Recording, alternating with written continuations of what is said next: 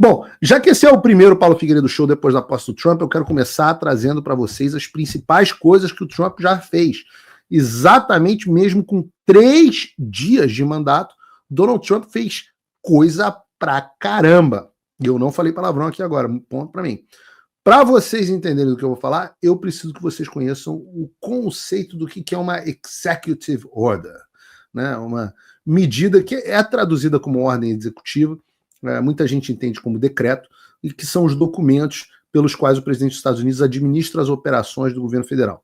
Então, com essa medida, com essas ordens executivas, o Trump tem o poder de fazer muita coisa sem precisar de ninguém, nem mesmo do Congresso. Em suma, o Trump, através de uma ordem executiva, pode fazer qualquer coisa ao dirigir as ações do Poder Executivo que não tenham uma previsão contrária dentro da lei. Então, é um poder bem mais amplo do que, por exemplo, no Brasil, o presidente tem por decretos.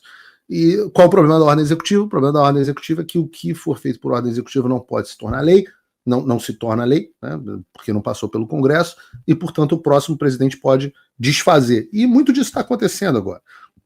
Bom, a primeira coisa que o Trump fez é uma promessa que talvez é um assunto que não tenha muito eco para a gente no Brasil, que a gente não é muito preocupado com isso, mas foi um dos temas centrais aqui nos Estados Unidos, que foi o Trump decretando emergência nacional na fronteira dos Estados Unidos com o México, além de prometer enviar tropas das Forças Armadas e da Guarda Nacional para a região. Você já imaginou?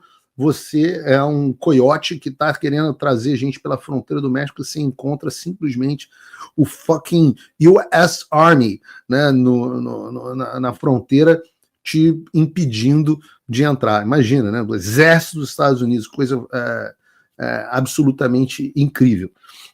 Ele também instruiu aos secretários de Defesa e Segurança Nacional, que são 2, né? Homeland Security e Defesa, o Defense, que construíssem barreiras físicas adicionais na fronteira, ou seja, é o muro do Trump, aquele que diziam que era mentira, que não ia fazer, é o muro do Trump. Ele reiniciou, e agora com o apoio do Congresso ele vai ter dinheiro para isso, iniciou a construção do muro que tinha sido parado pelo Biden.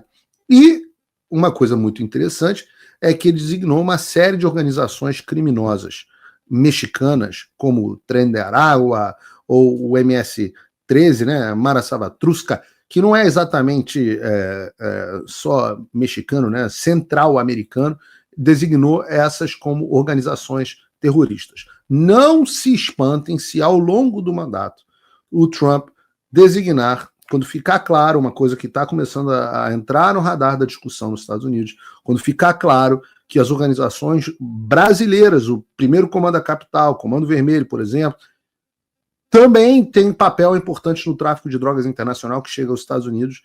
Não se surpreendam se essas organizações também forem, em breve, ao longo do mandato do Trump, transformadas em organizações terroristas. Não se surpreendam, não será surpresa.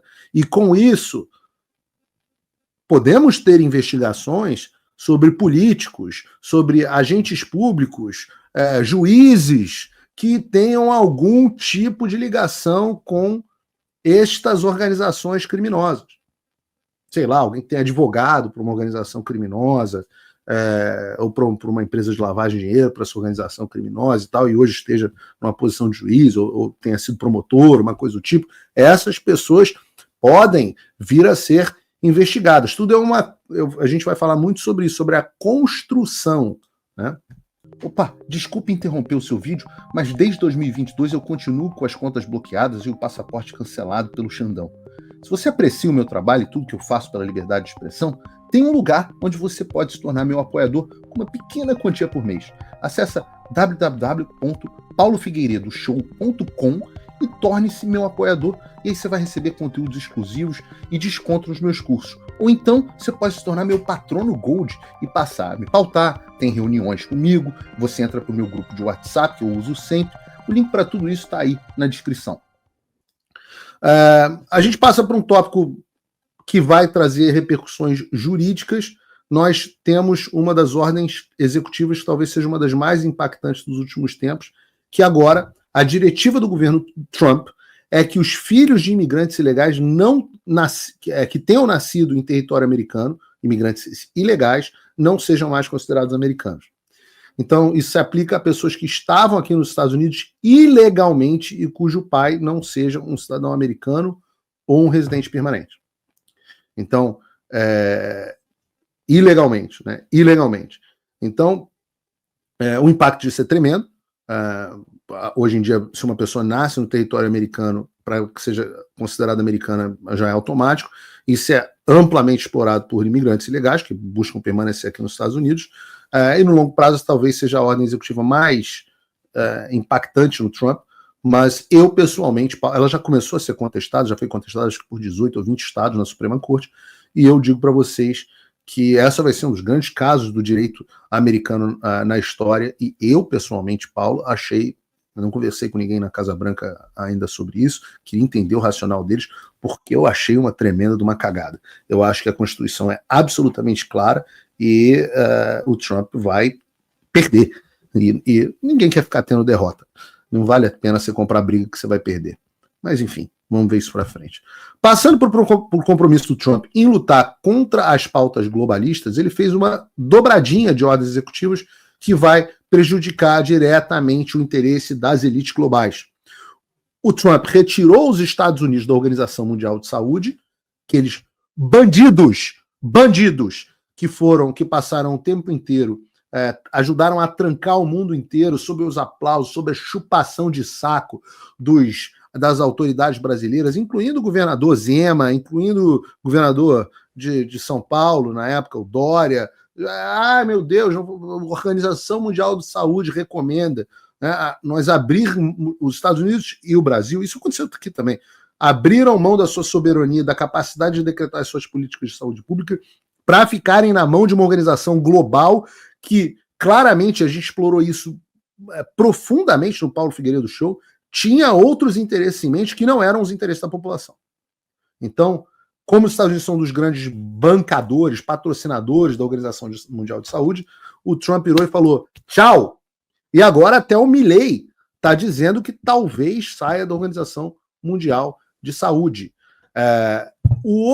A saída foi a saída dos Acordos de Paris. Sair dos Acordos de Paris significa mandar o dedo do meio para a China, para as elites globais e desbloquear todo o potencial energético americano que foi completamente freado durante as administrações Obama e Biden em prol de regulações ambientais que prejudicam o consumidor americano, a soberania nacional dos Estados Unidos e até a segurança do Ocidente.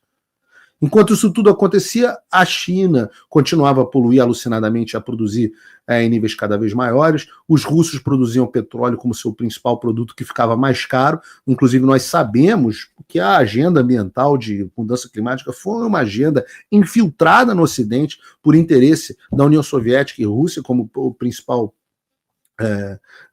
produto da economia deles, e para frear a energia, a capacidade energética industrial e justamente fortalecer a saída das fábricas dos Estados Unidos para tornar o país mais vulnerável. Isso aconteceu no Brasil também. A gente está louco com essa pautinha climática que faz com que os empreendedores brasileiros, o pouco que se restou da fábrica e da indústria brasileira, se tornem pouco competitivos e a energia mais cara para sua casa.